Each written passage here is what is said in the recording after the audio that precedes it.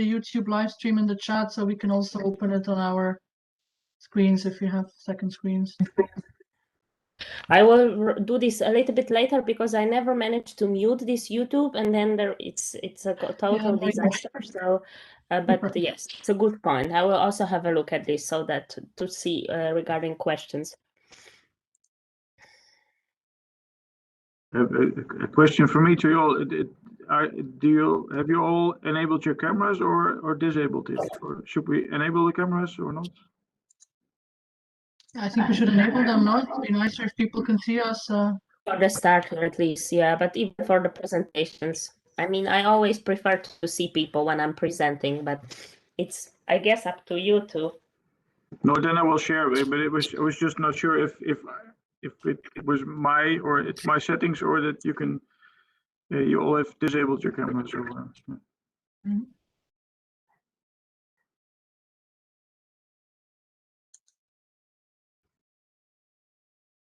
I have for Tolkien, I have a small a triangle, and it says in your screen, and it says that your video is not labeled. It might be my. Is it? Can anybody else see Tolkien? No. But I can only see myself. I cannot see anybody else. Oh, it says that video is not currently available due to low bandwidth or local computer. Oh, now it works. Now the thing is gone. No, it's back. Video will resume automatically when conditions improve.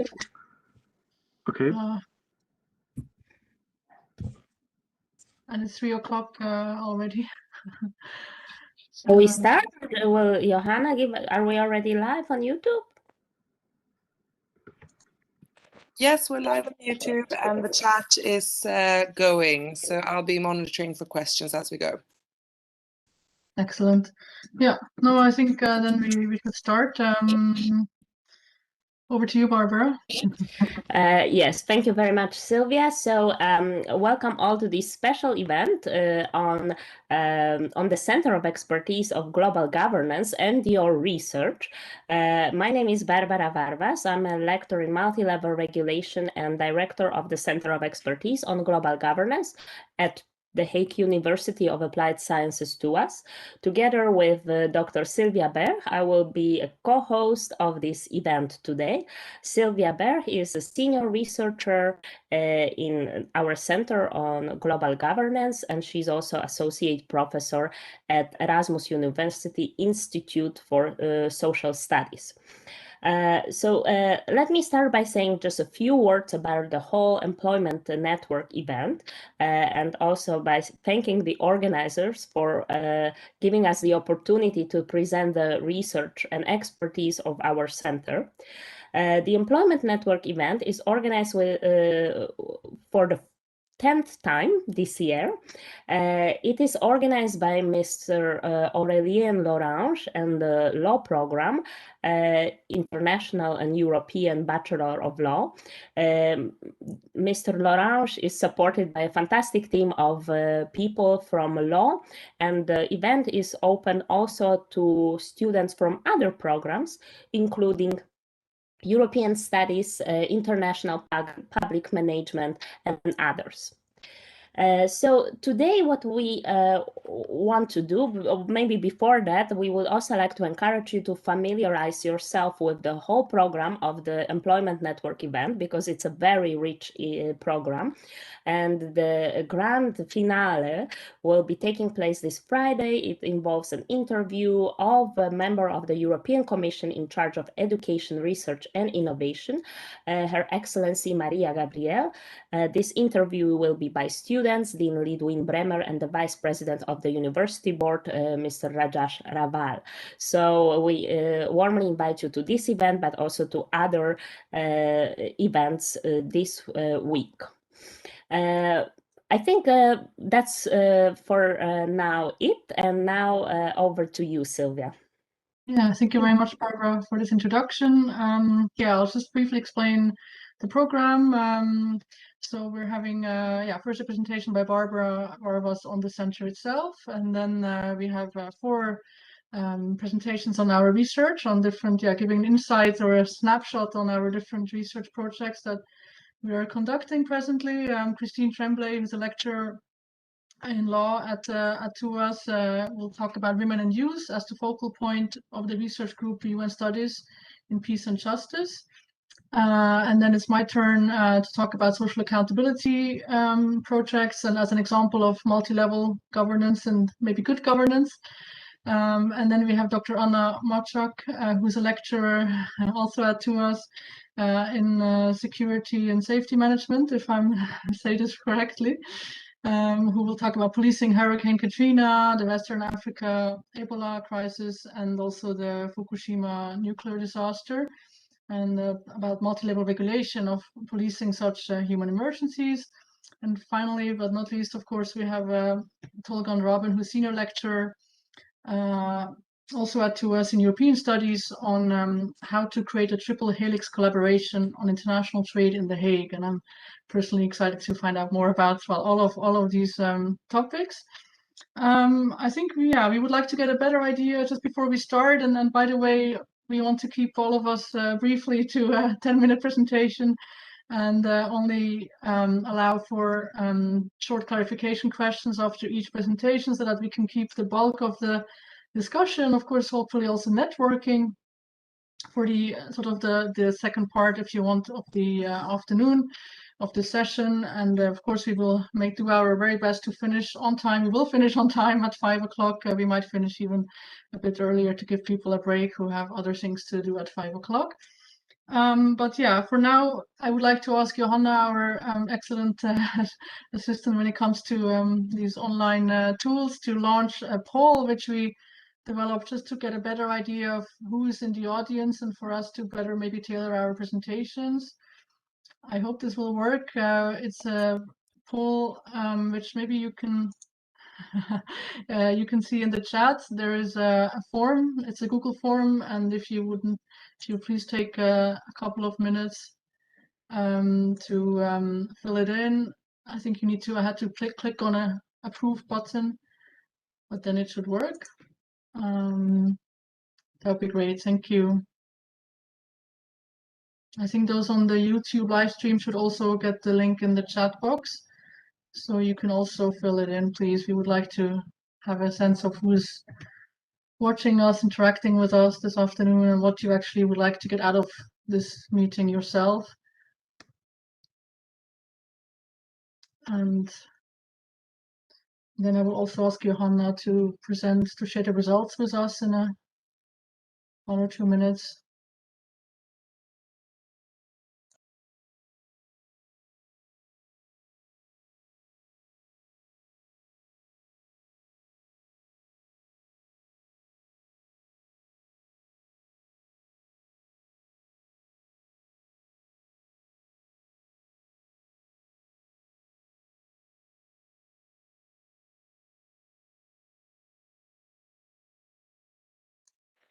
Yeah.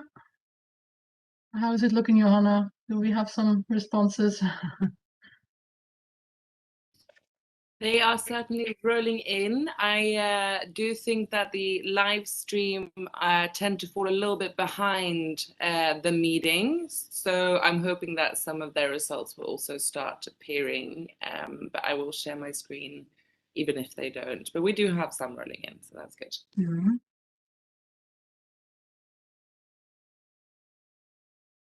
Maybe just wait, 1 more minute or so, and then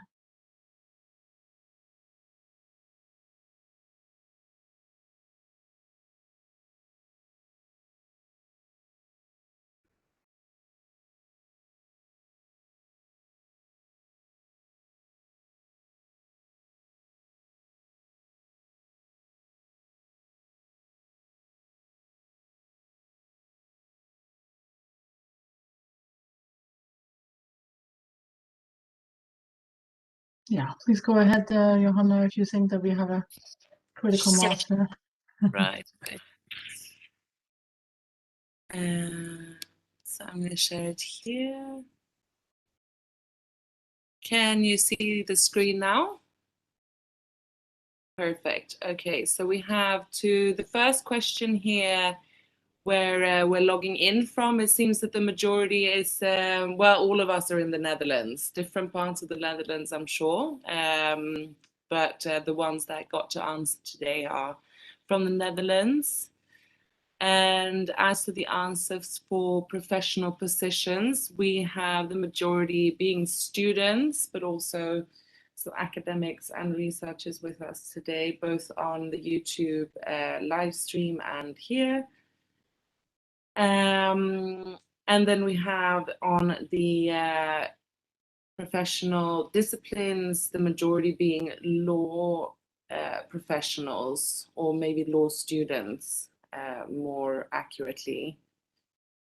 And then on the last question, it's pretty even between all the answers. Yeah,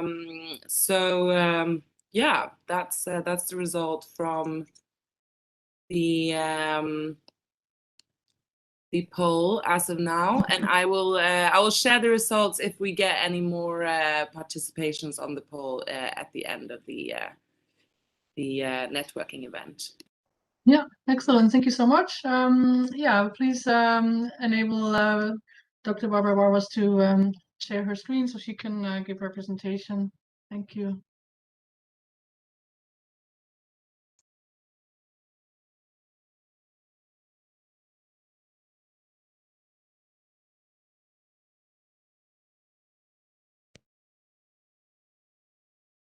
Can you see the screen? Fantastic, thank you. So welcome again. I'm very happy to see that we have quite a few students who are interested in collaborating with the Center of Expertise. So what I planned today, I have 20 slides, but please don't feel discouraged. I will go through them quite quickly, also not to overwhelm you with the information. What I would like to do for this start is to tell you who we are, what we do, and how you can get involved in the Center of Expertise. Let me start by explaining what Centers of Expertise do at TUAS. I think it's in order to mention that Centers of Expertise are a pretty young creatures. They were established at TUAS in April 2020, so it was our first birthday actually on April. We didn't celebrate it properly. This just reminds me. Centers of Expertise consist of a number of research groups which conduct research on specific themes with a societal impact or of societal relevance. We conduct our research with students and also in cooperation with external partners such as government agencies, business communities. As I mentioned, we look together for answers to social issues, and we want to contribute to a stronger and more innovative society, and of course, to improve our education.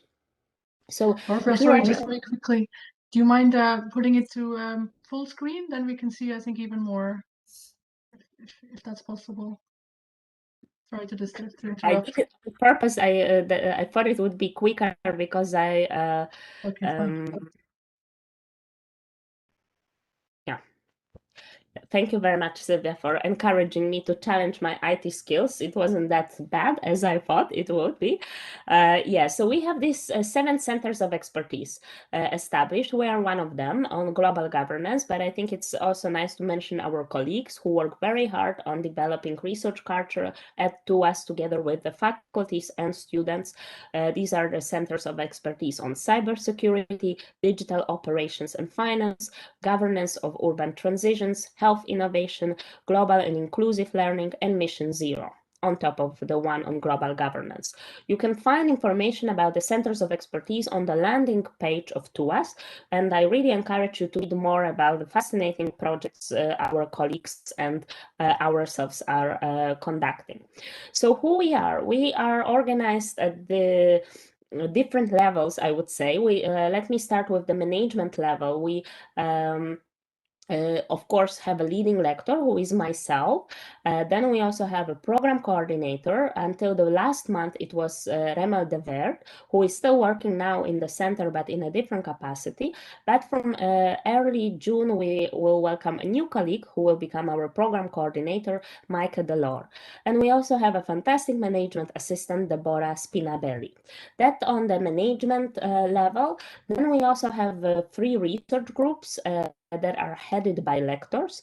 And of course, lectors also form part of the steering management group for the center, but mostly they are responsible for scientific development of the research groups and the center. Let me start with Dr. Mendelce van Kulen, who is a lector in the changing role of Europe. Let me move this screen so that you can see Mendelce's picture too. Then we also have a lector of UN Studies in Peace and Justice, who is Professor Dr. Alana O'Malley. Alana O'Malley is a special chair that is shared between Leiden University, the City of The Hague, and TUAS. So this is a very unique position to actually work on societal issues and studies in peace and justice from the perspective of our center, but also from the perspective of an academic institution such as Leiden University and the City of The Hague. And finally, we also have myself, and I'm also I'm having different hats, I would say, in the center, one of which is being a lector of multi-level regulation and alternative dispute resolution. And maybe just a short explanation what multi-level regulation is, because not everyone perhaps is familiar with this term. Multi-level regulation concerns different actors and different processes through which rules are made. So we're interested in understanding how rules relate to people, to citizens, to society, to governments, but also private regulators that are many in contemporary regulation. We also have about 22 researchers in the center, including 2 senior researchers. This is, of course, Sylvia and also Tamara Takac, who is coordinating the project on the Academy of Global Governance Innovators. We collaborate with faculties and educational programs because the main mission of the center is, of course, to also help improve education. We mostly collaborate with 2 faculties now, management and organization and public management, law and safety, which translate into the following educational programs: European Studies. Tolgan Raben, who is our speaker today, is a representative of this program. Then also public management, which comes in English and Dutch. Law, of course, and Christine Tremblay is representing law, and SSMS, and whose representative today is Anna Matczak. But it doesn't mean that that's it and that we want to collaborate only with those programs. We are interested, in fact, in a multidisciplinary research and in working with students from many programs and also researchers from other educational programs and faculties. So our mission is to increase the understanding by future professionals of how global governance works in practice. I think that it's very important to stress our orientation towards professionals and future professionals who are students, because our center, which is interested in applied research in global governance, foremostly wants to make an impact through educating and helping understand global governance by those who will work or currently work in fields that are of relevance to global governance. Now, to sketch a little bit the problem around which our research program is drafted, I would like to pose this very general question: how inclusive and implied is global governance? And as you can see to the left, here are 2 pictures which probably do not seem too inclusive. You can see this building that is behind the wall. You can see mostly men, but also women wearing suits, presenting themselves at the Conference for Climate Change. So that's how we associate the global governance today. And I think it's a correct association. Global governance is not necessarily inclusive and implied, and we want to change it. So we want to, and these are another pictures that show maybe the top-down understanding of global governance. So what we are interested in is what other actors say about global governance and what they do in the field of global governance.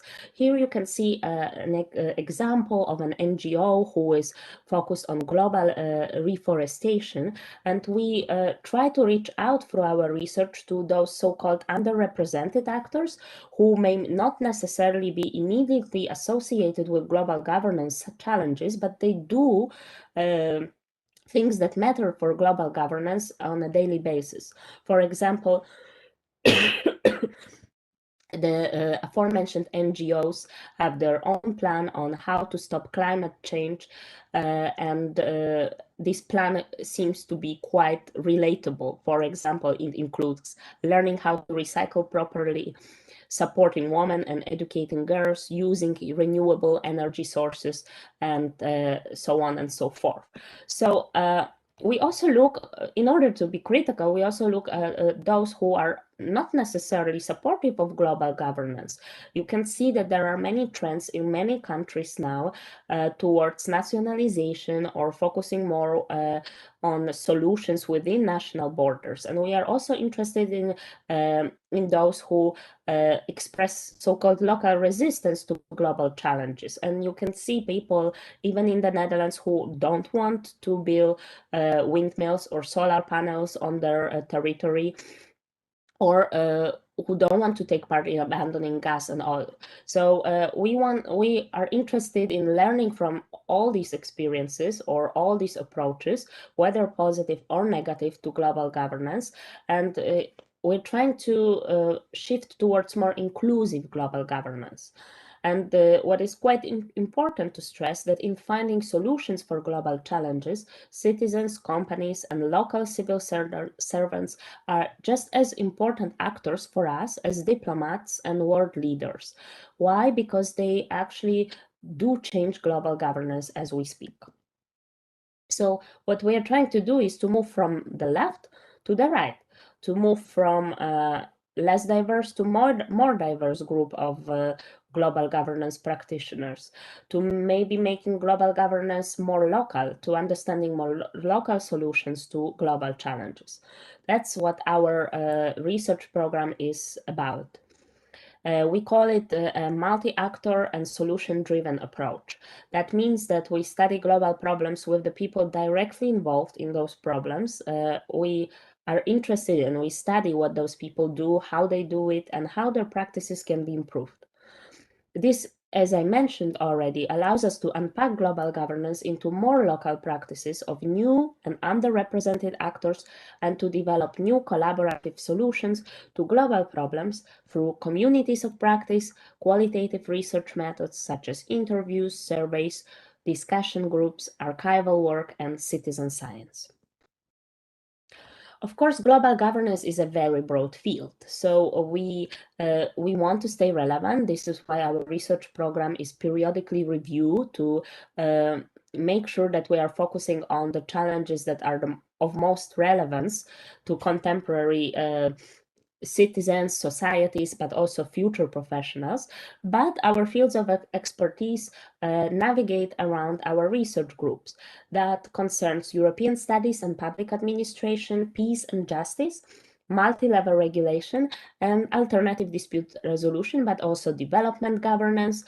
Sylvia will give you a presentation in this field, if I'm not mistaken, climate change, women's rights, diversity, and inclusion. And it's not an exhaustive list. Of course, we do have our experts who work on this within these fields, but if you are interested in different global challenges, or if you think you could contribute in any other field, we're always willing to learn from others. So let me highlight a few few projects very briefly to give you some sense of what we're doing. Sylvia Berg was just awarded a grant from the City of The Hague for her project on the effects of heat waves of vulnerable population groups in The Hague. Perhaps she will refer to this project also a little bit in her presentation, so I would leave it like that. But what is also important is that we developed the community of practice on global governance this year, through which we want to connect people who are interested in global challenges and global governance, maybe from a less traditional perspective, as I mentioned. And we welcome in our community of practice lecturers, practitioners, students, all those for whom global governance matters. So if you are interested, you feel free also to contact us and join one of our sessions. We have a number of research projects at lectoraten level. Lectorat translates into a research group in Dutch. For example, we have a project by Mendelche van Kulen, Europe as an Opportunity, which tries to develop EU professionals, or tries to this project helps especially municipal employees to navigate around very complex, sometimes complex EU regulations. We also have a project for lawyers and arbitrators, but also mediators, which concerns trust, independence, impartiality, and accountability of legal professionals. We work with legal professionals to discuss rule of law issues and how they could be improved in Europe. And finally, we also have here as a highlight an ERC starting grant awarded to our professor in UN Peace and Justice Studies, Alana O'Malley, that attracts actually a lot of attention from also students. This project concerns invisible histories of the UN and the Global South. And this project also relates to the UN Impact Youth, of which I will speak in a moment. So just to finalize, because I know that I'm already probably behind 10 minutes, but it's a very important finale of my presentation. It's actually the most important given our mission, students' involvement in our center, and probably the most interesting for you if you are a student. Currently, we have 9 student assistants working within our center, including Johanna, who is so kind to help us out with today's event. But we also have an informal group of students that are affiliated with different research groups and who are interested in our projects and contribute to our research program ad hoc. What we have in the pipeline is the project on the Academy of Global Governance Innovators, through which we want to further connect students, professionals, and lecturers, researchers. This project will start as a pilot at the end of September. Soon you will be able to read more about it on our website, because we will start recruiting students. But essentially the idea is that we want to close the participation gap for students in global governance and enable opportunities for students to actually get involved in solving global problems through work with practitioners and through research. So if you are interested and if you want to innovate global governance further and want to tell us how to innovate it, because we may think we know the solutions, but you are the future professionals who will have all the answers, feel free to subscribe to the Academy and be part of this project. We also contribute to minors, make peace not war, and dispute resolution, and hopefully more also in the future. And here are also other student-driven projects. They already mentioned UN Youth Impact, through which you can also try to affect how global challenges are solved. Then we also have Trust Mediators Comenius project that we will be launching hopefully this Friday, so stay tuned. The project concerns intercultural dispute resolution, and we are looking for contributors, researchers, so-called citizen scientists, who will be sharing their cultural observations with us on the so-called wisdom of the crowd on dispute resolution. Maybe it sounds a little bit mystique, but if you are interested, we will be launching the website, and I hope you will know about this project more soon. And last but not least, have Global Challenges in 365 Days, which is the project through which students chronicle different events in global governance and global challenges. And after a year, we want to create a booklet based on this project that will actually sketch the next steps for us regarding the student-driven research in global governance. So I will stop here because we will move back to the slide on how to get involved, and I give now the floor to Sylvia, I suppose, who will further probably give the floor to Christine. Thank you very much for now. If you have, of course, any questions, short ones for now, let me know. Thank you very much, Barbara. Yeah, you can unshare, I think, and thank you so much for this. Yeah, very great for this comprehensive introduction. Yeah, I think maybe I will just invite people in the interest of time to put their questions in the chat, and we will address them later. But yeah, for now, I would like to hand over to Christine Tremblay, who I already introduced. So the floor is yours for 10 minutes if possible, so we can have more time for interaction. Thank you. Thank you. I did tape myself, and I do it in 8 minutes. So, but That's wonderful. the only thing which takes me time is to share. Okay, there we go. You can also make it full screen if you like. Yes, I will. Yes. Is it good? You all see it?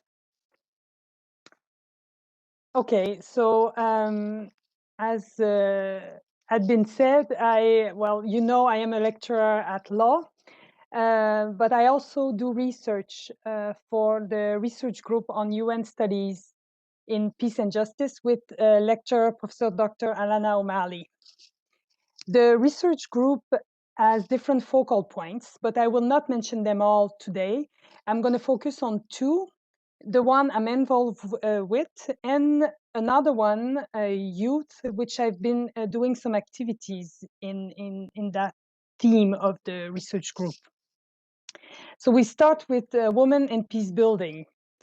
The idea behind this research team is to examine women's involvement in three key areas of peace and conflict: conflict prevention, peacekeeping, and the post-conflict of peacemaking, which we also call post-conflict reconstruction. This theme draws on the Secretary General emphasis on the role of women in conflict prevention and on the Women, Peace and Security Agenda, which has as starting point the UN Security Council Resolution 1325. The central research question of this area of research is, what is the role of women in building a sustainable peace? Some of my colleagues are researching different aspects of that question. Some of them look at female peacekeeper, other ones at indigenous women and their struggle against extractive economies and climate change in conflict areas. Other ones on the contribution of women as agent of peace and their leadership in peace building. And on my part, I focus on peace conflict reconstruction, and more specifically on accountability mechanism for sexual violence and gender-based crime committed during an armed conflict, which is actually one of the pillars, the prosecution of those crimes, of the Women, Peace and Security Agenda. I look at the role play in the prosecution of those crimes by international criminal law. I'm researching how women and feminist lobby are influencing the shaping of those prosecution of sexual violence and gender-based crime in international criminal law. And while I'm doing that, I'm also telling the stories of influential women, especially from the global South, who lobby against sexual violence and gender-based crime and play a crucial role in creating a better gender inclusive international law system. So that's for the area of research of women and peace building. I move on now to the youth, which is also a very important theme within the research group. And the project that we have with the youth focus on working with the youth at 2 levels, school levels and university level. I've been involved a little bit with the later, with students at the university level. And the idea is to discuss with students what the UN means for them, and to organize activities with different students associations, including the UN Youth Impact that Barbara just mentioned, around sustainable development goals, in hope of fostering a sustainable network among the youth over time. I've been involved with some of the activities, as I said, of this branch of our research, and I'm going to give you a few examples. One of them was last fall. We organized in the context of the 75th anniversary of the UN, an event in which we discussed with the youth how do they envisage, how do they were seeing the next 25 years of the UN. And we had different breakup room, and I facilitate one of them in which I with the students, the women and girls gap, and like how could we close the gap, this gender gap. I also, with the UN Youth Impact last November, organized webinar on COVID-19 and gender, in which we discussed the pandemic, and we tried to look if the pandemic did derail all the progress which had been made on gender equality, which is SDG number 5, especially in respect to violence against women. And another last example of this engagement that we have with the youth is a roundtable that I chair, which was organized again by the UN Youth Impact. So I really recommend you, if you're students in the audience, to follow them on LinkedIn or on Facebook, because they do organize amazing event.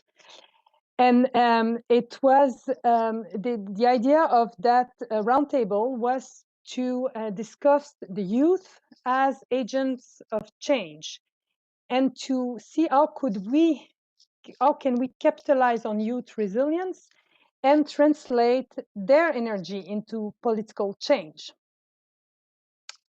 Finally, hope it's working. Yes, I just want to mention one more activities that I've been involved with in the context of engaging with students. And I organized this activity in collaboration with the Center on Global Governance the past month. And it's a student group, a student reading group on diversity. What we did for 7 weeks is that like I engaged with students in a dialogue on different aspects of diversity. You see the different themes that we talked about. And this dialogue started always with a reading, an assigned reading on the theme of the week. And I want to mention it because I would like you to keep an eye open in the next academic year, because we plan to continue this reading group, and we will be happy to have more students join in the dialogue. And you see below, if you want, later on you have a question or you want more information about the reading group or the or a research group, then do not hesitate to email me. And thank you. I stop sharing. Great, thank you so much, Christine. You're welcome. Yeah, very, very interesting. I don't know if you have any questions for clarification right now. Just give the audience a minute or so to react. I don't know if Johanna, if you can help us also monitor the YouTube chat, which I also haven't opened. As for that, there's no questions so far, but as mentioned, they're a little bit behind. So if questions do appear for Ms. Tremblay, they will do so in a few minutes. So let me come back to that next question round. Excellent. Yeah, thank you so much. Yeah, I personally would like to hear more about the diversity and global governance theme that was on your last slide, but we'll keep that for also the Q&A. Yeah, I guess it's my own turn now. I will actually put a timer because I do have a tendency to underestimate things. Let me share my screen. Yeah. Okay, I need to.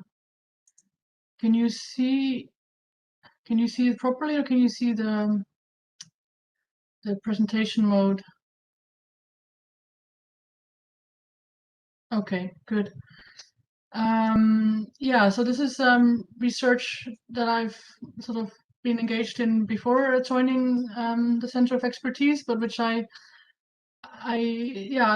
continuing currently, and also which I think is a nice example of sort of multi-level governance and sort of how these global models are landing at the local level. And so, yeah, social accountability is an interesting concept. It's basically how citizens can hold the governments to account in between elections. So apart from voting, what else can you do?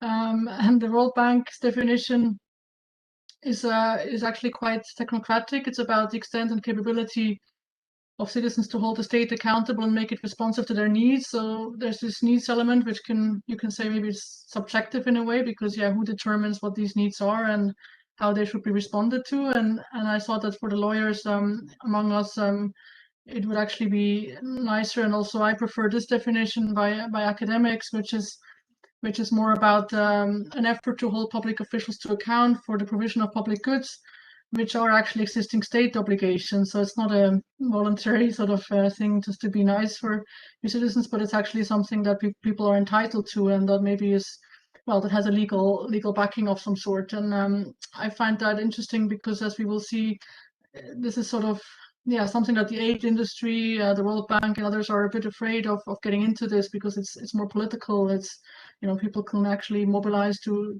claim their rights, and it's not something that a lot of these development actors are maybe that familiar with or happy with, because they're not supposed to, especially these big donors are not supposed to be politically involved or interfering in some of the countries in which they work.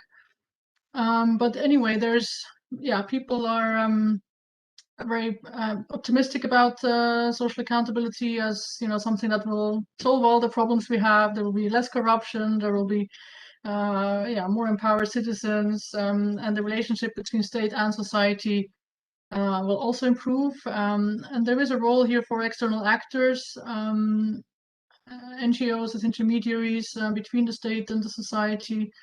But there is also a focus on communities, and I will show you why.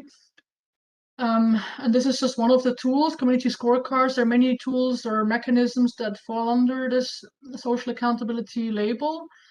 You can also think of public hearings, other type of sort of moments in which citizens can evaluate or feedback to the government authorities at different levels, you know, what they think of service provision, and holding them to account. But this community scorecards is something I found fascinating, because it's really quite a practical tool, and which is actually deployed in many contexts. And I heard a rumor, I'm not sure if it's true, but that CARE, which is a big global NGO, has actually patented this approach, and it started in Malawi in the early 2000s, and the World Bank has taken it up, and many other donors. And so basically it's about the fact that the community can score the level of service provision by service providers. So the community assesses, how good is our school, and we actually, and the community also decides on indicators, what is important for us in terms of, is it the quality of the teacher, that the teacher shows up on time, that the school is clean, or, you know, and then at the same time, or a little bit afterwards, the providers themselves also self-evaluate. and they score themselves according to the same indicators. And then that's where it gets really exciting, is where you have an interface meeting, as it's called, where these two sides come together. So the community will be in the same room as the teachers and the school directors and as the doctors, and they will discuss, look, this is our assessment of you, sort of how do you react to that? Why do you think that you're doing so much better? Maybe because that's often the case, of course, that providers might be more generous when giving themselves scores. And then there's a committee that is created to follow up on a sort of action plan. Well, what do we do to get the school or to get the health center perform better, and who is going to do what? And there are different ways of institutionalizing this. And that's often where I think the problem is, and at least in the case studies that I found, like who takes responsibility, how is this financed, etc. And so the assumptions behind this approach, as you can imagine, are quite wild, and that the state is actually prepared to be scrutinized by citizens, and that even sort of higher up, the Ministry of Education can actually exert control over the teachers, for example, in some villages, that this line, the internal accountability is also happening, administrative accountability. And of course, in many countries, authoritarian conditions, or regimes, the state is not maybe prepared to be scrutinized by citizens. And that this will actually, that giving this feedback or evidence will actually lead to resource reallocations, so that you will get more money going to education, for example. That's also a big assumption. And that citizens are able and want to participate in this exercise. They might have other things to do. They might need to simply earn a daily wage and can't spend time in these sort of meetings. And that together, that these interface meetings actually are productive and not confrontational, or in the end, maybe people actually go away from that after having had a big fight with each other. So then you obviously don't. So the trick is to have a very good facilitation here by an NGO or by somebody who is used to doing these meetings, so that people actually come out with more collaboration and more trust. So very quickly, I don't have much time left. Just to talk about a case study or two case studies I did in Morocco, which is the country I know best. Because I've also done my PhD research on it, on decentralization there. But you can see, and this is a graph from a handbook on, actually published by the World Bank, on the fact that Morocco is quite corrupt in both education and health. And health is even the most corrupt in all of the MENA, Middle East, North Africa economies. So there's a lot of work to be done. This is a school that I visited. This is a health center interface meetings, and I got these pictures from CARE Morocco, which was the NGO I worked with to do this research. And so I don't have much time to go into the methodology and any of that, but some selected findings. People basically told me, community members told me that we are now taught to approach the state, or so we can communicate with it rather than shouting or complaining. So we sort of know how to talk to the government or the service providers, and that's already one first step, I guess. Some small improvements in service provision, like there was a cleaner, or that there's a security guard, or there were some corrupt practices along medicine distribution, which was stopped in some of these health posts. But unfortunately, the action plans were not officially concluded with commitment from the budget holder. And I don't have time to go into the India example, but I also did a little bit of research in Bangalore in India, and there this commitment was much more present.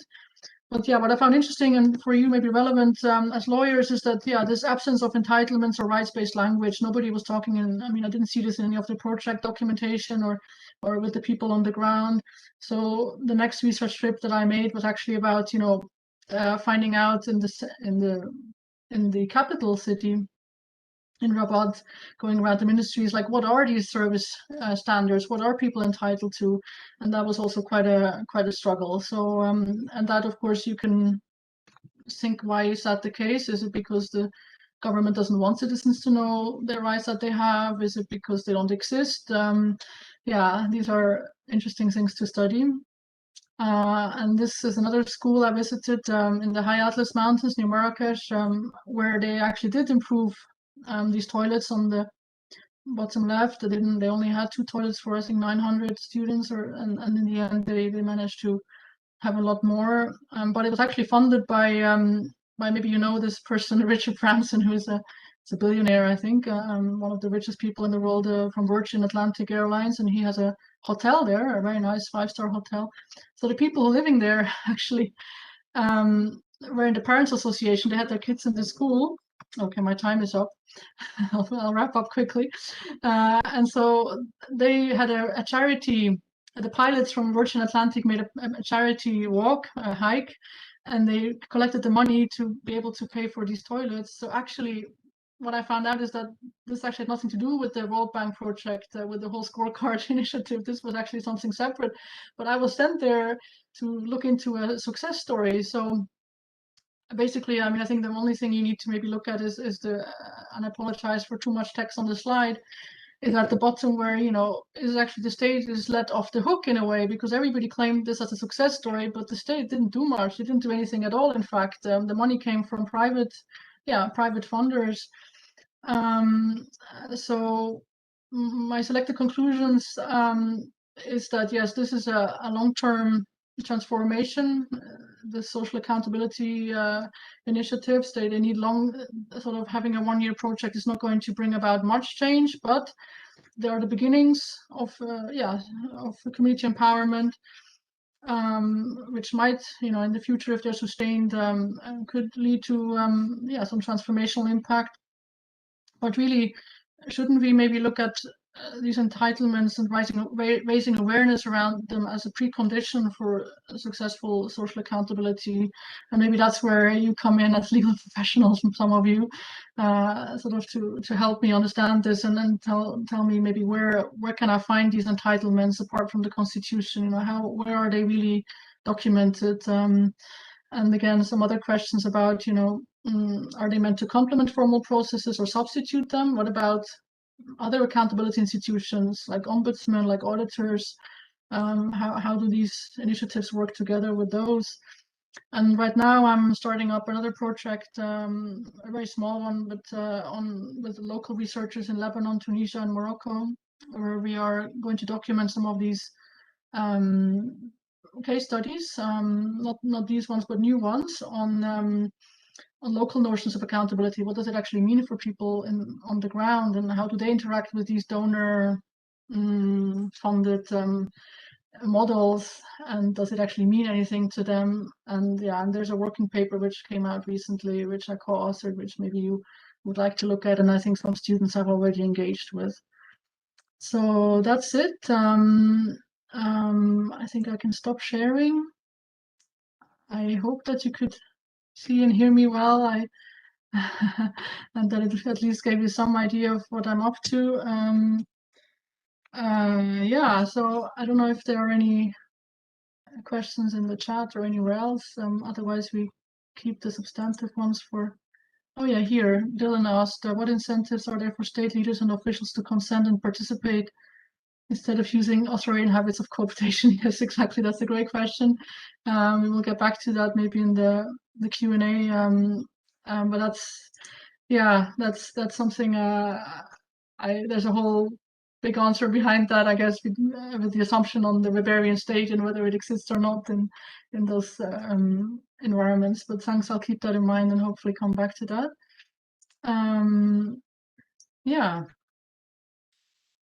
Let's continue on our program, which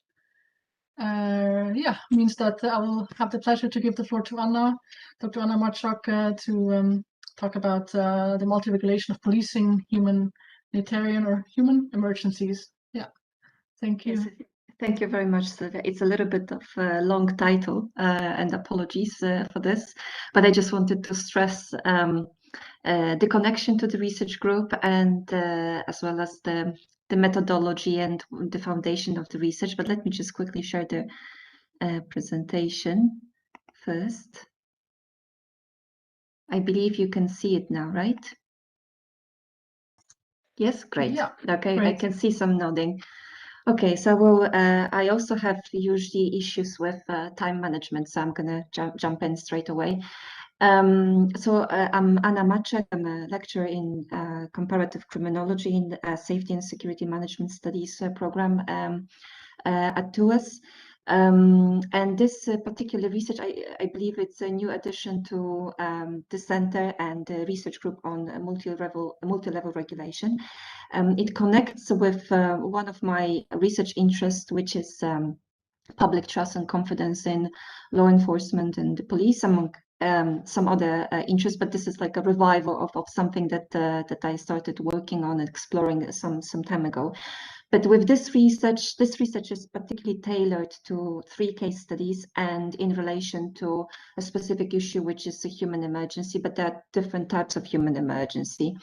But what's the main objective of this research is to answer a couple of questions, but the main one is basically how the police and other actors who share policing tasks respond to human emergencies in this particular cases in different sociopolitical, cultural, and economic contexts.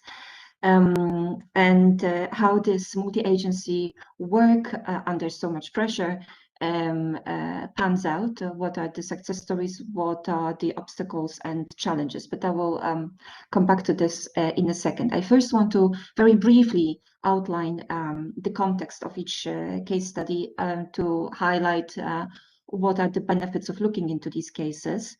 So the first one is Hurricane Katrina, which was a destructive tropical cyclone that hit the southern part of the US in 2005. One of the most affected regions in the US was New Orleans, was the city of New Orleans and its surroundings. When it comes to the actual city, approximately 80% of the city was flooded as a result of the cyclone. Of course, there were a number of different losses and damages. So one of them was a massive substantial loss to the policing infrastructure, and which affected how the police responded to the particular emergency. One of the first tasks for the police when dealing with any emergency is, of course, to redesign the repertoire of policing tasks. So they have to minimize the typical law enforcement, law and order tasks in order to respond to the emergency. For instance, one of this, let's say, a new task is search and rescue operations. However, in this case, this was conducted in a highly difficult situation because of the damage to the police infrastructure, but also to the response on the part of the police itself. There was the headquarters of the police in the city was massively damaged, but also many, approximately 200 of on-duty police officers abandoned their posts. The entire situation was exacerbated by a very difficult relationship with the public, with the local communities on the ground, which was a long-standing, which can be characterized as a long-standing significant distrust of the public towards the police. Very difficult relationship with between the police and local communities, especially ethnic minorities. Again, on top of that, there was also a very unfavorable media representation of the situation, depicting or framing the situation or the situation in the city as a state of anomie or chaos. There was some assistance coming from other institutions, organizations, other places in the US. The police was assisted by federal agencies, by the army, but also by private security agencies, which played a prominent role in managing and responding to the crisis. For example, many local business owners decided to hire private security companies to protect their businesses and their properties in response to this chaos, but also a rise of looting and riots. The extent of this involvement on the part of private security was so much that there was actually quite substantial spike in the number of private security companies as a result of this situation.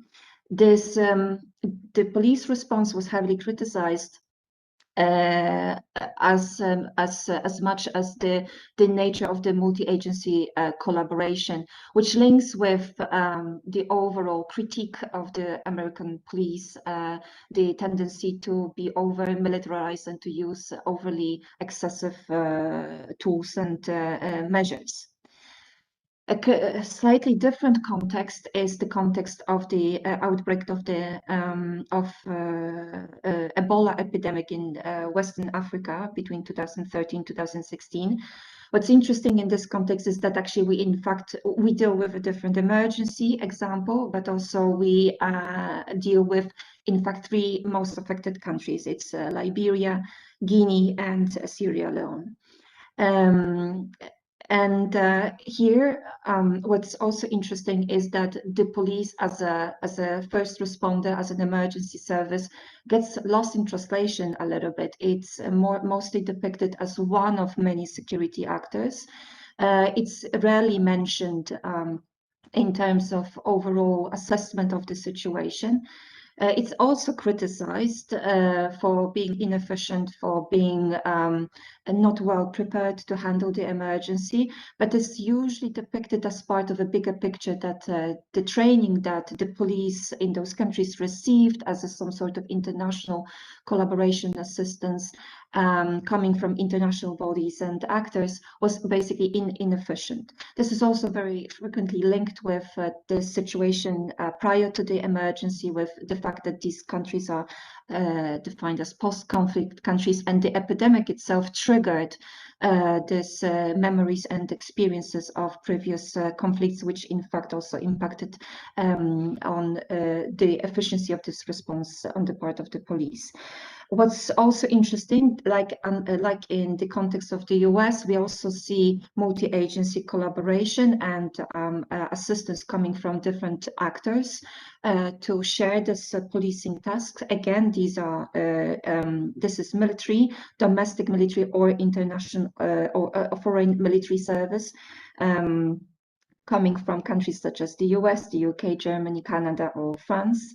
But also, at least this is better described, we also see the involvement of local communities, of local leaders, religious, spiritual leaders, and healthcare providers. And actually a very good, interesting literature informing the issue around the police and policing comes from actually the medical field, especially the institutions such as Red Cross and Médecins Sans Frontières have extensively described the situation as it was in the response to the epidemic, criticizing mostly that there was too much of security and military mindset behind the response, which was not necessary, that when we deal with a human emergency, we should probably apply more the mindset of care rather than of force or coerce. But nonetheless, there is a heavy involvement of international actors and influences or attempts to influence the situation in those countries by these actors. Quite prominent event in this situation is also the fact that the UN Security Council declared Ebola not only as a humanitarian emergency, but also as a security threat to the region, to the international peace and security. This is, like in the US, this is an example that shows a very low trust setting, an extremely difficult relationship between the police or security actors at large and local communities. Again, that's because that's explained in the literature. It's because of the prior experiences and memories, war memories, which really became huge obstacles to implement safety and security measures when dealing with the epidemic. Then the third example comes from Japan, which is unlike the other two. Here, the type of emergency, actually we have two emergencies closely interconnected. We have a very powerful earthquake which occurred off the east coast of Japan's Tohoku region that triggered a tsunami. So in fact, the Japanese police had to police or respond to two emergency situations. What is prominent about this case is that as a result of this, let's say, double human emergency situation, the biggest effect of the earthquake was observed in relation to the meltdown of the Fukushima Daiichi nuclear power plant. That, of course, heightened the concerns of the government, and the appropriate steps were undertaken. Similarly to the other cases, we also see the involvement of other actors. We see the involvement of the army. We see the involvement of police forces coming from different regions of Japan, and also some international assistance. But what we see, which is quite unique to this particular case study, is a different relationship between the police and the public, which was more collaborative, cooperative, unlike in the US context. And that is closely related to the policing model and policing tradition in Japan. So that's in a nutshell, very briefly discussed three case studies that they form the basis of this research. We are at the very still early stage of doing this research, so this is just an overview. However, what guides this research? So what we see in relation to three cases is a number of multiple actors. But what's the objective of the research is to see the level of intervention or involvement of these actors in order to respond to the emergency. And the notion of regulation, which I believe is going to be very difficult, because there is a very heated and interesting debate of how this can be actually regulated. There's such a multi-agency collaboration when we deal with a human emergency. So the task for the research is to identify these actors who, apart from the police, is involved, who else apart from the police is involved in policing, sharing policing tasks, and what's the nature of this involvement, at what point they come to they join this collaborative efforts, and again how this is what kind of level of intervention this represents. Is it local, is it domestic, international? So we want to observe a certain interplay on both levels, horizontally and vertically, between these actors and the collaboration, which we believe that in relation to these three different contexts, sociopolitical, economic, cultural contexts, will play out differently. And a number of factors that will that do impact on this interplay. So depending on the police tradition, policing model in a certain country, management model of the police, we would receive different results or conclusions at the end of the project. But not only this, what else is important to look into is exactly the relationship between the public and the police and other actors, but also the state of democracy, the media representation of crises, the history of militarization, or maybe overly militarization of policing tasks, etc. What guides, what kind of theory or theoretical framework guides this research is coming from a quite rich scholarship on a concept that is called Prulo-policing, which in essence says that the police is no longer a sole provider of safety and security, is no longer a sole provider of policing. There is a range of actors, and that is connected to the fact that we live in a globalized world. We function in networked structures of our society. So it's, in a way, it's a natural outcome of how the world has changed. But what is interesting is to see how this can impact on quite valid points that we ask when we discuss the role of the police in society, which is the notion of legitimacy and accountability. So we know that the police have to be accountable, but whether other actors remain at the same level, where they also are accountable, just like the police is. And if something goes wrong, basically who should be responsible for rectifying the situation, for providing restoration of the damage. You can see on the slide also the exact formulation of our research questions, and the methodology that we apply in this study is a case study approach. Right now we are finishing a scoping phase of this research, which means gathering literature, and I believe that soon we will start also conducting some in-depth interviews. And this is my final slide, which is to say thank you for listening to this very short presentation, and to say that I conduct this project along with one of our SSMS students, who's also a research assistant to this project, Dylan Ashmore, and we published a very short article, blog article outlining this theoretical premise behind this research. And recently, I also participated in a podcast discussion with a colleague from Leiden to link our research projects with broader themes related to global governance as well.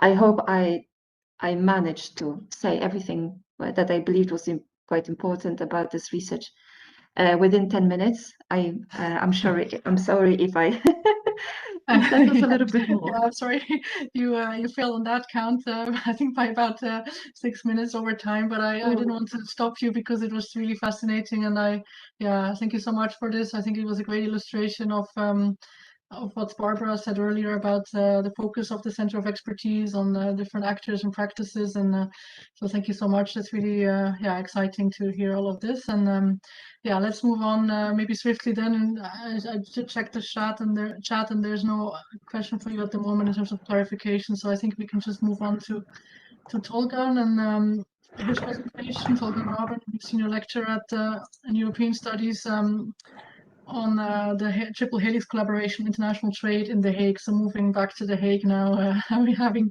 been to these different places. Thank you. Yeah, we can't see you unfortunately because of some internet problem, but we will hear you.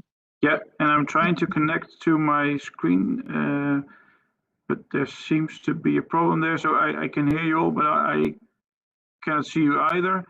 And there seems to be some connection problems. It's connecting. I'm sorry for this. No problem.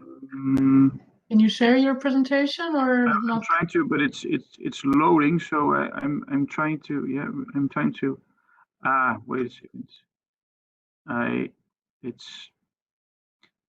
I think I see the problem.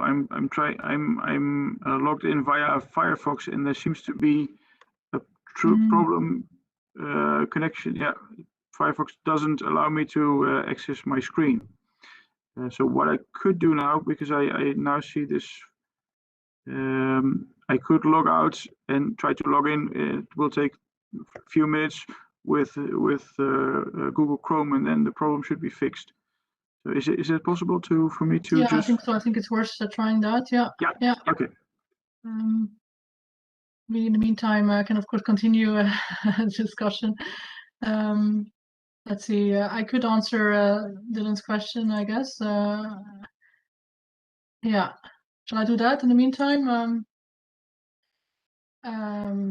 Yeah. So I mean, I think it's a cost-benefit analysis in the end for those regimes, right? Whether it's cheaper for them to provide adequate services and involve citizens, and doing so, or whether they want to keep the police force sort of and keep building that up to be able to suppress people. And of course, cooptation also has a cost in the sense that you buy off certain people. I mean, you provide them with certain elites, with more services, and you rely on them to keep their followers in a way quiet. So I think in the end, I don't really have an answer. I think it's every regime or every maybe ministry even will make their sort of decision. I think it's also a question of mindset, of changing of people in these service providers, changing their minds and being more familiar with with social justice ideas, and that, you know, every citizen should have equal rights to these services, and it should not be a privilege for only a some, and that actually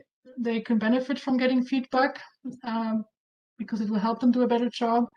Of course, that has to be rewarded then by those higher up in the ministry. Like, if you do a better job, you should also maybe then get promotions, or you should. So it is a change, and it's a change of mindset. It's a change of getting away, I think, from the authoritarian mindset to a more social justice oriented, human rights oriented, global sustainable development goals. So yeah, that's, I think, all I can say. It's not probably a very satisfactory answer, but I think it, but I'm happy to have a discussion on this. I don't know if you want to come in. Okay, you're saying it was interesting, so that's good. Happy to talk more. Tolgan is hopefully back. Let's see. Yeah, he's logged in, and we can see you. Great. Yes, it was the browser. I'm very sorry. Yeah, no it was problem. the browser. Yeah, it was okay. This helps. But I cannot see the share button. It's below on the middle below, after stop video behind it and breakout sessions. Yeah, I see it. Yeah. Passing. Let me see. Yeah, should be this one. Yeah. Can you see it now? Yeah. Yeah, full. Yeah, excellent, great, thank you, wonderful. Okay. Yeah, very sorry about this disturbance. Yeah, my presentation will be on Triple Helix collaboration in The Hague. And I'm sharing this with you because I'm in a project, and I will tell you about the project, and also I'm setting up a lab on this. So also thanks to Barbara to give me this opportunity. But it's, I hope you forgive me, it's all in progress. Actually, it's starting. Yeah, so it's really fresh. Okay, first about The Hague. This is nothing new to you, of course. So The Hague is the International City of Peace and Justice, and it has a vast international infrastructure with all the multinationals, embassies, NGOs, all the EU international organizations. It also has all these renowned clusters. You all will be familiar with the Security Delta, and also the new legal and policy cluster, which is currently in a build-up phase, which is not only a dispute resolution between states, but also between companies and states, and companies versus companies. So these are all these big, so to say, high-end clusters within The Hague, and all these big organizations. And on the other hand, we have the SMEs, of course there's this Impact City cluster with all these startups and scale-ups on sustainable business, for instance, and also on social enterprises. And on the other hand, we have the classic SMEs, which could be all. So it's very broad. We have the service SMEs, but also the SMEs in the producing area, which are by definition export oriented. We all know all the greenhouse industry in the so-called Westland, which are by definition export oriented. And a lot of focus is towards these high-end clusters and towards startups and scale-ups. But the classic SMEs, they are falling between all these categories. And there are some initiatives to help them too, and to guide them. There was a trajectory on Germany, led by the municipality and the German-Dutch Chamber of Commerce, which we hooked up to. And based from that, a new initiative emerged, the so-called MKB deal, Internationaal Ondernemen. In English, the SME deal, so the small and middle-sized enterprises. So there was this deal led by the municipality. And here it's also funded by the Dutch Ministry of Economics and Climate. And this is part of a range of, I think, 13 SME deals throughout the country, throughout the Netherlands, to really support local initiatives.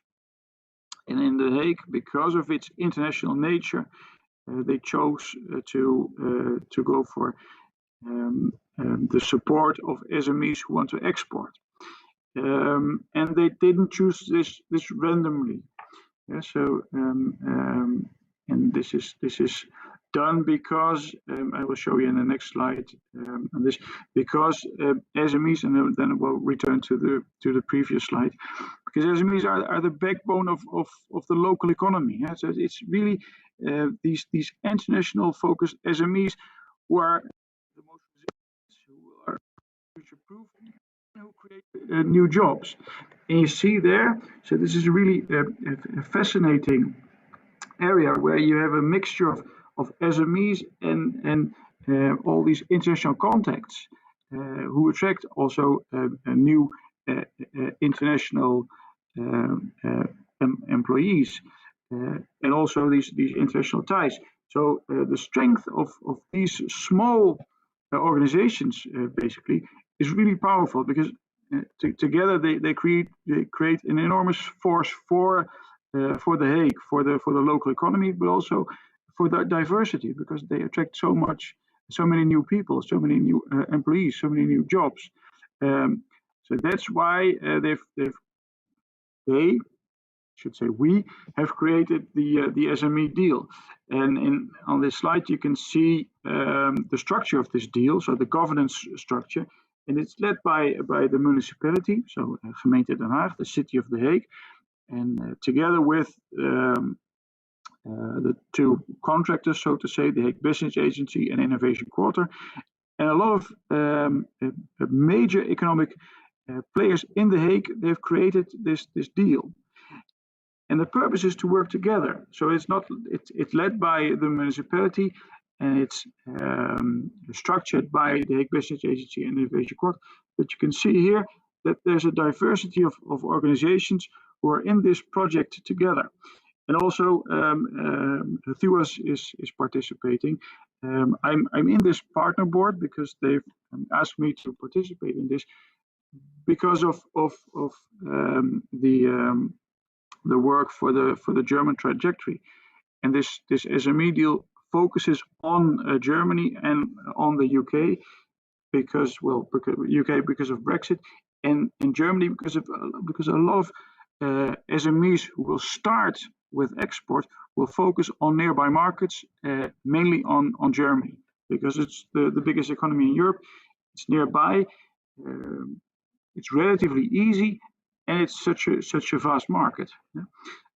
So together with all these organizations, we try to guide, we try to support businesses in The Hague to export.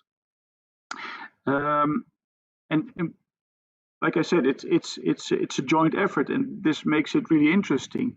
So it's not only giving them the money, but it's also to give them advice and guidance, to build a network, to build a platform where they can meet each other and where they can meet their peers. So companies who are already exporting, to create events. And this is also why they really want THUAS on board, because students and this knowledge organization can create extra added value to them. Yeah? So events, for instance, but also students who can give advice to companies, who can work on building platforms, who can work on marketing. So a lot of possibilities. And actually this is this triple helix, and I've placed THUAS at the top. But you can also see it differently, where actually you should place the municipality on the top. Okay, but for this occasion, I just placed THUAS at the top here, and we've created this new entity, the German desk, to really, and I will show you in a minute, to answer the question of SMEs in The Hague on expert, for instance. Yeah. So you have us, through us, so, and the German desk is more or less a contact point for these SMEs. But it can also mean that we can guide them, that we can help them by contacting other departments, or other programs, or other research groups, or so we can help them, and we are their contact point for THUAS. So it's a mixture of so this triple helix is actually a combination of knowledge, of companies, and of the municipality, who give the funds, who give the structure, who guide this collaboration. We, in this sense, would be the brains, and the SMEs who give us the assignments. And this is why we've started this lab idea, to really connect education to the SMEs. And this might start with SMEs, but also it's possible that organizations ask their questions. And so our question is how to connect and really to valorize, to give extra knowledge to companies who want to export, who want to have guidance. Therefore, we also started with a minor. It's not only a desk where we work on questions, but it's also student projects, for instance. So the students should be at the center of our guidance, of our advice. Like I said, to offer some kind of a portal to external partners, which by definition are SMEs, but who also might be NGOs or public organizations, and internally to really work as a contact point for them too. So if they're in need of contacts, of assignments, then the German desk might here be help for them. Both are in progress. Yeah? So the minor will start in September, but the portals are in progress. And this idea, I've discussed this with the municipality, with Innovation Quarter, this idea of being some kind of a contact point for them, to really maybe work as a situation room where students, lecturers, SMEs, partners within the SME deal can meet online, but hopefully soon offline, in real life. This is really appealing to Innovation Quarter and to the municipality, to really get in contact with each other. So therefore, the goal of this desk is to really provide valorization. Yeah? So it could be guidance, advice for organizations, for SMEs in The Hague, so to really make it locally. And like I said, it might be SMEs, but also public organizations or societal initiatives. We also are in talks with the University of Applied Science of Bielefeld, who are really find this initiative really interesting, because for students, we also want to focus on their behavior. So this idea of getting in contact with practitioners, with companies, with organizations, and how to behave with them, to be able to get into a conversation with them, to ask questions, to listen. This is really appealing also to the University of Applied Sciences of Bielefeld, which is in Germany, and they might want to mirror this. And we want to bring this valorization by the involvement of students, lecturers, researchers, to give them assignments, internships with the minor, maybe research assignments, so to really work on behalf of SMEs and all kinds of local organizations within The Hague. And actually, this is multi-level governance in practice. So together to build networks, to build platforms, to create demand-driven here, and this now is starting to move, starting to build up, but it really took a lot of time and effort to get there. So I had to get in contact a lot with all of these actors, with the municipalities to talk to Innovation Quarter, to really work on the trust building, and also to align with their policies and strategies. And it's also a process of small wins.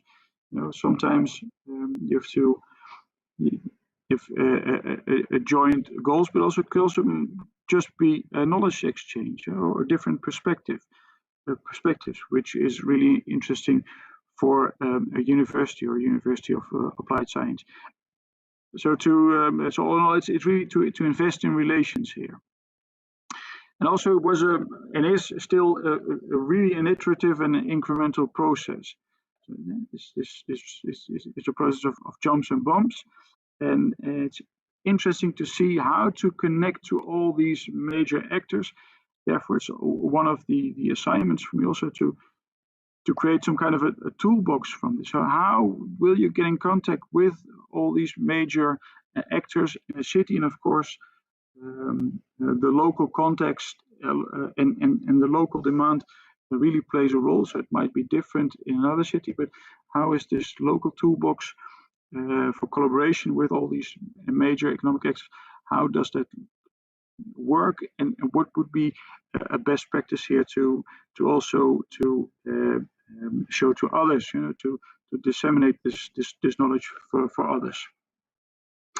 I really don't know how much time this took. I hope. Yeah, time is up already for a few minutes, but I thought you were really nearing the end, so I didn't want to interrupt you. Yes, please do so. Yes, sorry, I got all enthusiastic about this. So if you're interested, maybe for students in the minor, or to be working together with the desk, just send me an email. And we also have created a LinkedIn site for this. So if you're interested, maybe there are questions now, or otherwise send me an email or send me a LinkedIn message. Thank you very much. Thank you. Yeah, you can maybe stop sharing and then we can see each other again. Yeah, excellent. Thank you so much. It was a really nice example of this collaboration in practice, and at the local level, but also crossing borders, and also different the business sector, which we haven't maybe looked at yet. So thank you for that. And I think we can open it up right away to questions and comments. And maybe again, Johanna, you can help us a little bit on monitoring what's happening on the YouTube live stream chat box, because I think in our chat box we don't have any new questions. In the WebEx one.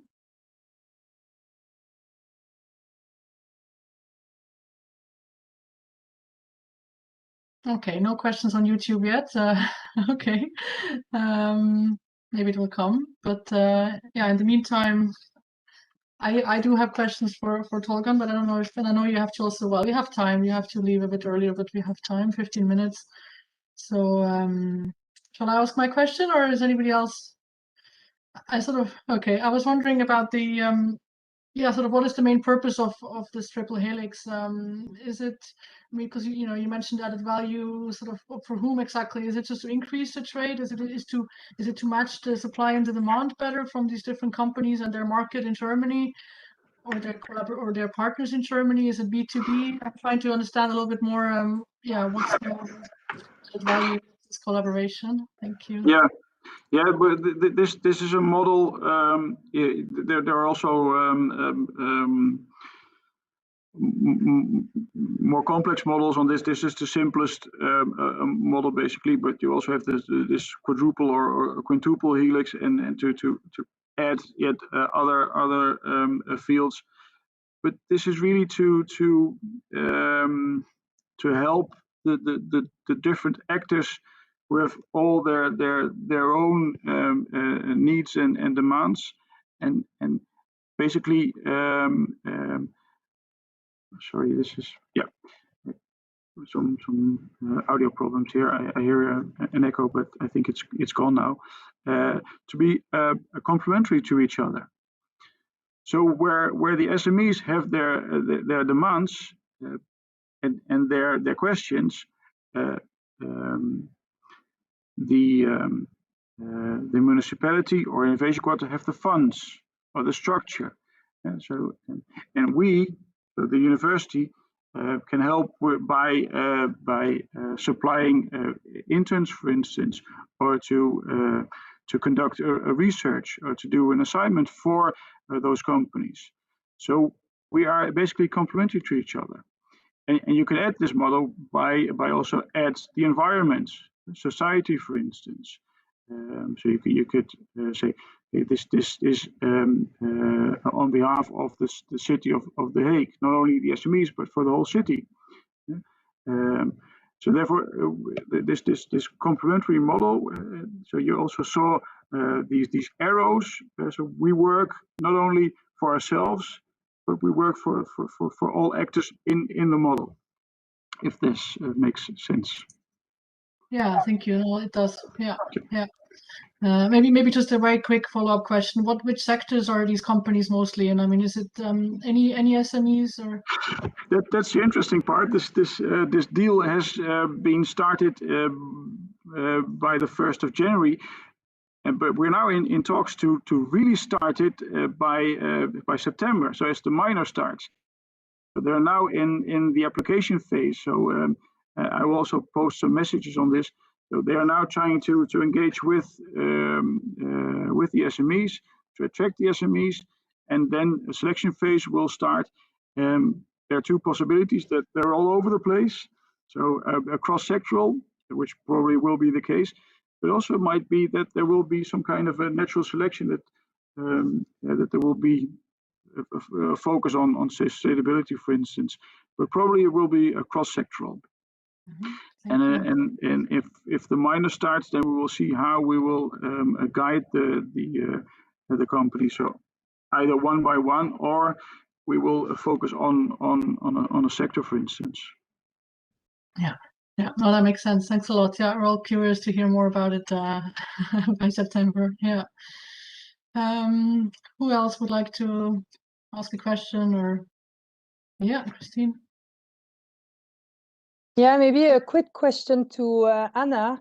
I find your project fascinating, as Sylvia said, and I just would like to know, how did you pick your 3 case study?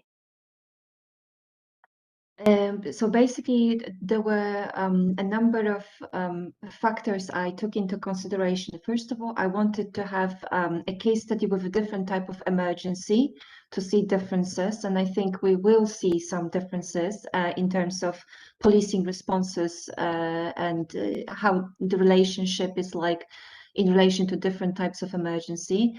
Then I wanted these countries to be different when we look at the state of democracy, basically, because that's another issue, right? So when we deal with a country that is believed to be highly democratic, or at least doing well on the democracy agenda, and when we have, let's say, countries that they are commonly described in the literature as weak countries.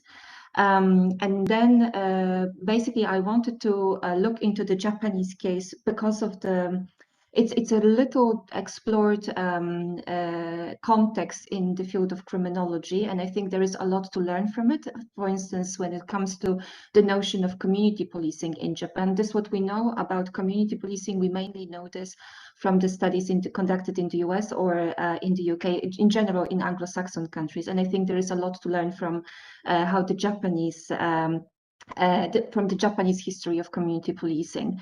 So that is the case study that I believe will be the most challenging one when it comes to getting access to interviewees and finding additional information, but I think it will be probably the most rewarding. So basically these were the 2 crucial factors, different types of emergencies, different levels of, let's say, democratic developments, and then also different models of policing. So in the US, we know a lot about the police and style of policing, again, because there is a very rich literature. In the case of these countries affected by the Ebola epidemic, again, this is an interesting case where the police doesn't come across as a prominent actor in any ways. Although, let's say, there were some initiatives and funds invested into changing this situation. And then it's a different story about Japan. Again, there is a long tradition of policing of a particular type, but again, it's, I think, little known to the audience still in Europe. So that was my idea, my let's say, yes, my ideology behind it. But it's a good question, because that's a very important question to ask when you also say that you do a case study. Yes, the selection of cases is very important. Thank you. Yeah, that's very nice. Yeah, Barbara. Thank you very much, Sylvia. Thank you all for your great presentations. I have a question to Torgen first, although I have a question to all of you, but I will try to be concise. So Torgen, I was wondering for this toolkit and best practices, because I think we all could learn from this triple helix model in our research. We all, especially in Applied Science University, want to connect students with practitioners and the government in a way. But I was wondering about the balance of power in this. How do you find it? I mean, of course, it's a starting project, but I always think that, of course, it's quite difficult to engage SMEs and to engage students at equal footing. So how do you find this problem of balance of power addressed, and how do you make sure that students well, also a little bit about the ethics of research of students in this triple helix. Yes, thank you, Barbara. It's a very good question. It's like I said, this is an iterative process where we have to find out ourselves. I have been in talks with Innovation Quadro on this because they do this part of the trajectory. So we have to find out, but what we want to do within the minor is really to create a safe space for students. So we've talked about this. I don't know if this fully answers your question, but we are aware of this. So one of the answers we think we have is to really foster peer feedback here. So all the research assignments, although they have to be selected, will be more or less within the same framework. And we want to really focus on peer feedback within the minor, so students giving each other feedback, but also feedback from the lecturers. The lecturers who are doing this minor have. So I have a background in advising companies. We have a consultant, so we are quite familiar with this type of work, and so we want to give them feedback, but also this peer feedback where students compare their answers and can compare their research. Does this answer more or less your question? Yes, well, it's very difficult in a way that we are now starting this Trust Mediators project, and we are also involving students. It's more like a citizen science research, so of course there are different ethical concerns there, but there is always the concern. Yes, I was wondering how you are solving this, but I think it's work in progress, and we will be very much, I will be willing to learn also from your solutions. So I'm looking forward to this toolkit, and good luck with the minor. And maybe also to ask, because I think the majority of students was watching us, whether you could, rather than researchers, so maybe if Christine could tell us a little bit more about the second edition of the Diversity Book Club, which sounds like a great initiative. Well, I cannot tell that much because it's still in progress in my head and how I want to set it up. But one thing I would like to do is that the first setup, I was helped a lot by the center, so thank you so much. And then your two student assistant also things. But maybe what I would like to move further to is to pick a few students and then make it a sort of core group of 2 or 3 students with me, which we would decide together, okay, which theme we want to address and which assigned reading we would like to discuss. So that's the setup I'm making now, to see like if I can find a few students who are really interested and engaged in the topic, and see how we move forward the next session. Great. And Anna and Sylvia, are you maybe you could also let our students know how students could potentially get involved in your research?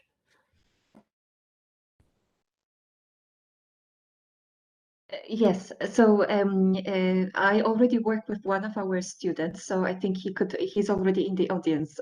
So he could also, if he wants to, he could say what his role involves. But it's he assists me in the capacity of a research assistant, and then I believe that I think once we enter the stage of the phase of conducting interviews, that would be also a very important stage where students could get engaged and gain experience in preparing for face-to-face or online interview, preparing an in-depth interview guide, conducting or assisting to conduct such an interview, and then transcribing the interview, and of course analyzing the transcripts. So that is the next stage of the project that I have in mind, and I could welcome students to get involved in this phase. Yeah, thank you. Yeah, I think for the social accountability project, I know that the students involved in the global challenges in 365 days, I think, have used the working paper as to see whether they can apply the problem-based learning methodology that they want to apply.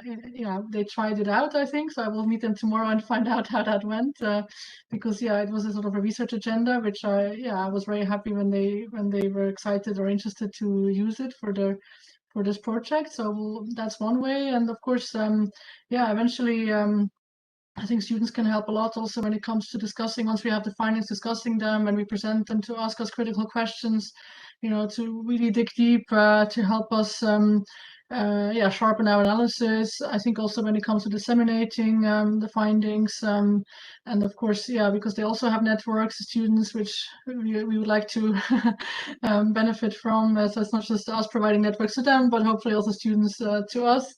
That's one way, and maybe I can just plug in the last minute, or Tolgan maybe has to leave, so I don't know if you want to just wave goodbye to you, but I wanted to, say goodbye to Tolgan. Thank you so much. Yeah, thank you all. I have to go to the next one, but thank you. It was really inspiring. Thank you very much. Yeah, Bye. thank you. Bye. Just to plug in the Heatwave project, which you mentioned, Barbara, at the beginning, because there we will also would like to see some student involvement, because it's a project that looks at, just in a nutshell, at the effects of heat waves on vulnerable populations in The Hague. And just yesterday or today we posted some social media posts and also on our website, so you can see more about it. But there will be a research launch on the 7th of June. I can also mention that on this project. So there we will have surveys that basically we're working on the design right now to see how vulnerable populations, and mainly these are elderly people living alone at home in The Hague, because they are not protected by a heat protocol in any of these institutional settings. So making sure they drink enough, making sure they take care of themselves, and because that's why the Netherlands was classified a disaster country in the World Disaster Report some years ago. And even last year, I think there were 3,000 people who died, not from corona, but actually from heat. So it is a disaster happening behind the front door, and we want to measure these effects and see, of course, how the municipality can better communicate with citizens to make sure that yeah, they take precautions, but also what municipality can still do to help them. And so in that context, we will appeal to students to help us probably with surveys. I mean, we have to get the ethics right, and we have to take all of that into account, but I do think that we need man and woman power in the summer when it's hot to go around and administer the survey. So that's maybe one concrete way as well in which they can be involved. But this will be announced, of course, and we will think of the logistics once we have our sample size well defined. We know how many people we need and how to do it. But yeah, I hope that answers your question, and maybe other than that, we could maybe go to the closing part, if that's okay with everybody. I don't see any more questions. I'm sure Johanna would have told us probably by now if there were more questions. So maybe Barbara, you can yeah, close the event for us, and thank you. With pleasure, although it was a real pleasure also to listen to your presentations. I think we should do this more often to learn from one another and find opportunities for collaboration also within the center, which of course we're doing, but it's always nice to hear more about other research and work in progress. And I think that all of us had a light bulb somewhere there where the presentations were on. So thank you very much for that. And maybe just for the closing, I think it's fair to say that the center is looking for a new project, for new collaborations.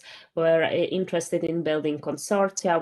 And as we mentioned, we work with people who are directly involved in global governance, so including professionals and future professionals. So if you are a student or a researcher or a professional who is interested in more applied approach to global challenges, feel free to email us at the gg@hhs.nl. It's a very easy email address that we will also include in the chat.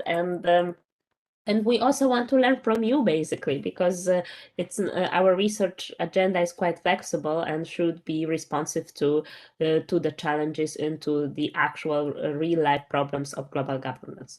So we encourage everyone to contact us if you are interested in even smaller projects with us or getting some research experience as students. I'm sure there will be always something to help with. So feel free to just give us a shot. And we, of course, always are publishing quite frequently some vacancies for student assistants to and information about our projects.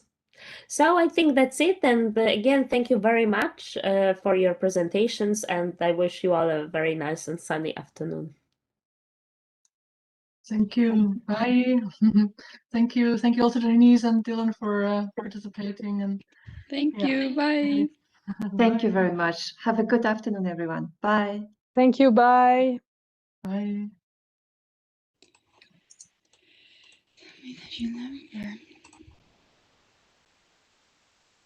I think I'll just end the meeting for all. Huh? I think it's easiest probably. Okay. Ciao. Will you do it? Or? Bye-bye.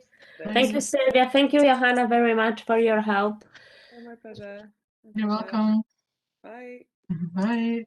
Bye-bye.